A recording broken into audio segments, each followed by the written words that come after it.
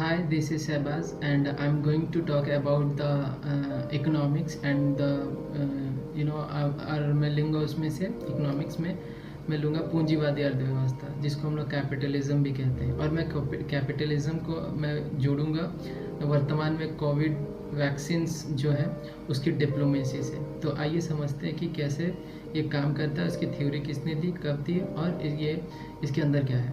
ठीक है, तो सबसे पहले हम बात करेंगे कि इस थ्योरी को किसने दिया।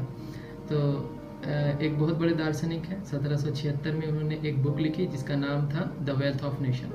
इस बुक को लिखने वाले एडम स्मिथ थे। उन्होंने बताया कि जो सरकार है वो अगर अर्थव्यवस्था में हस्तक्षेप की नीति अपनाए, यानी कि नॉन इंटरफेरेंस की पॉलिसी को अगर अपनाए, तो उससे क्या होगा कि इकोनॉमिक्स में एक बहुत बड़ा उछाल होगा, जिससे इकोनॉमिक्स गतिविधियां बढ़ेगी और जो श्रम है उसके जीवन में भी इसके जीवन में स्थिरता आएगी, सुधार आएगी, जीवन स्तर में विकास होगा।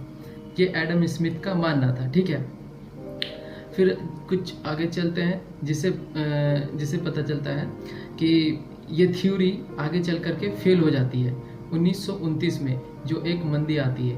एक्चुअली ये मंदी नहीं होता, ये एक महामंदी होता है जिसमें ताला लगने की नौबत हो जाती है। इसमें क्या होता है कि जब ये थ्योरी को लोगों ने अपनाया, जो एडम स्मिथ की बातों को जो समझा और उसके बाद उसको अमल करने लगे, तो उससे क्या हुआ कि अमीर लोग और अमीर बनते गए और गरीब लोग जो थे उसे खाने तक के लाले पड़ने लगे। ठीक है, एडम स्मिथ के जो थ्योरी थी उसको अपनाने के बाद। तो इससे क्या हुआ कि मंदी का दौर उत्पन्न हुआ, और इसी को टैकल करने के लिए केस ने एक थ्योरी दी, जिन्होंने कार्ल मार्क्स के थ्योरी और एडम स्मिथ के थ्योरी को मिला दिया।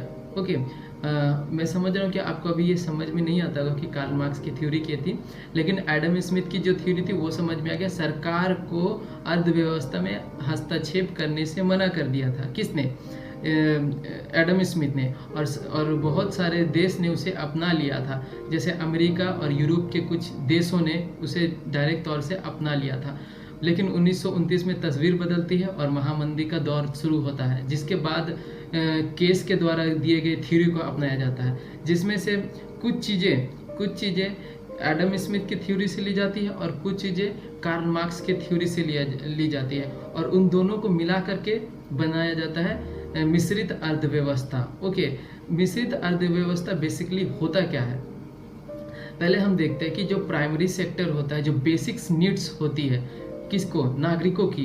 जैसे कि हमारा देश जो है लोकतंत्र है और इसमें मिश्रित अर्थव्यवस्था काम करती है। मिश्रित अर्थव्यवस्था यानी मिली जुली काम होती है। लाइक इसमें कुछ प्राइवेट सेक्टर भी है और कुछ गवर्नमेंट सेक्टर भी है। ये दोनों मिल करके अपने देश के नागरिकों को, देश के लोगों को कुछ चीज़ें फ्री में प्रोवाइड करती है, कुछ चीज़ें उसका भुगतान करने के बाद उसे पहुंचाया जाता है। तो जो बेसिक चीज़ होती है, जैसे आप एजुकेशन ले लें, खाना ले लें, कपड़ा लत्ता और रहने के लिए मकान, ये प्राइमरी चीज़ें हैं। ठीक है, जिसे सरकार को पूरा करना उसका दायित्व होता है। ठीक है ना, लेकिन रिसोर्स के अभाव के कारण सरकार इसको नहीं कर पाती है या फिर उतनी दूर तक नहीं पहुंच पाती है, क्योंकि आप देखेंगे हमारा देश का जो जनसंख्या है वो एक बहुत second largest in the world population है। तो इसको आसानी से टैकल करना आसान नहीं होता, क्योंकि आप देखेंगे कि रिसोर्सेस हमेशा से ही कम रहा है। तो रिसोर्स जब कम रहा है तो उसका मैनेजमेंट अगर अच्छा से नहीं होगा तो निश्चित बात है कि अस्थिरता आएगी।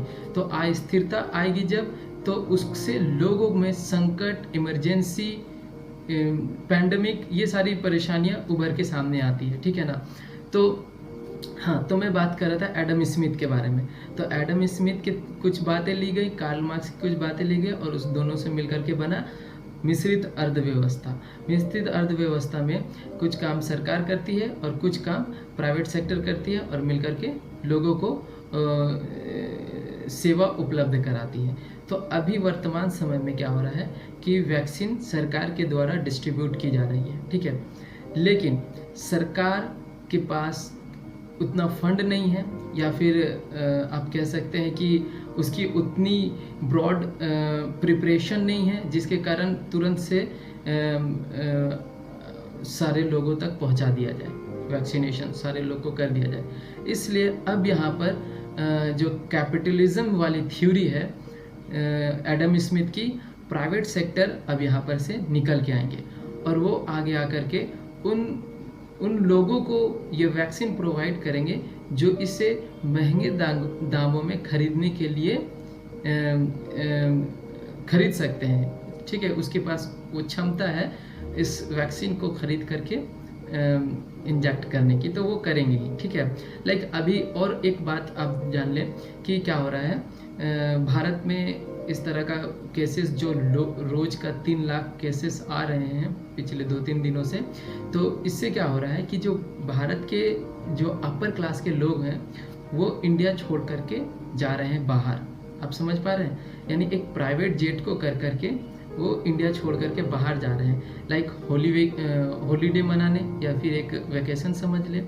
और जैसे ये जो समय चल रहा है, जो पैंडमिक का टाइम चल रहा है, वो ख़त्म हो जाएगा तो वो लोग वापस आ जाएंगे।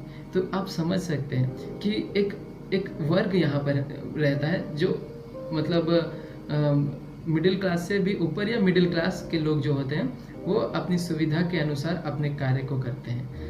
ओके या तो यहाँ पर वो लोग एडम स्मिथ के जो थ्योरी को लेकर के आगे आए हैं, यानी जो वैक्सीन को ख़रीदने में सक्षम है वो वैक्सीन ख़रीद करके इंजेक्ट कराएंगे। और आई होप कि ये वीडियो आपको समझ में आएगा कि एडम स्मिथ की थ्योरी क्या थी। एक्चुअली मैंने इस वीडियो को वैक्सीन से रिलेट करके बताया है, तो आई होप कि आपको समझ में आया होगा। And keep safe your self because the virus is not ये एक कोई साधारण वायरस नहीं है, इसने इतनी परेशानी खड़ी कर दी है इस देश की व्यवस्था को उथल पुथल करके रख दिया है।